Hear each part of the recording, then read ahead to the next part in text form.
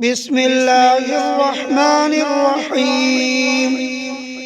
تبارك الذي بيده الملك وهو على كل شيء قدير، الذي خلق الموت والحياة ليبلوكم أيكم أحسن عملا وهو العزيز الغفور، الذي خلق 7 سماوات طباقا ما ترى في خلق الرحمن من تفاوت، فارجع البصر هل ترى من فطور، ثم ارجع البصر كرتين ينقلب إليك البصر خاسئا وهو حسير.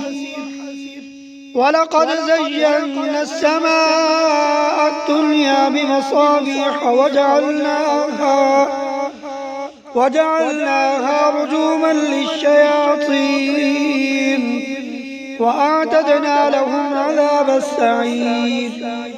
وللذين كفروا بربهم عذاب جهنم وبئس المصير.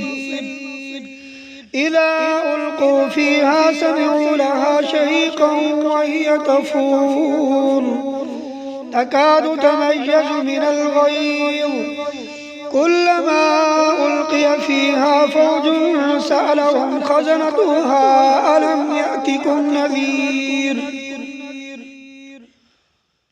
قالوا بلى قد جاءنا نذير فكذبنا وقلنا ما نزل الله من شيء إن أنتم إلا في ضلال كبير. وقالوا لو كنا نسمع أو نعقل ما كنا في أصحاب السعير، فاعترفوا بذنبهم فسحقا لأصحاب السعير. إن الذين يخشون ربهم بالغيب لهم مغفرة وأجر كبير.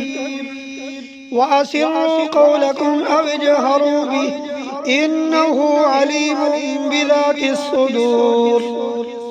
ألا يعلم من خلق وهو اللطيف الخبير.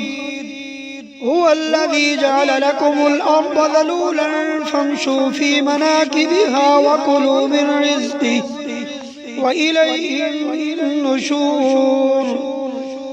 أأمنتم من في السماء أن يخسف بكم الأرض فإذا هي تمور، أم أمنتم من في السماء أن يرسل عليكم حاصبا، فستعلمون كيف نذير. ولقد كذب الذين من قبلهم فكيف كان نكير.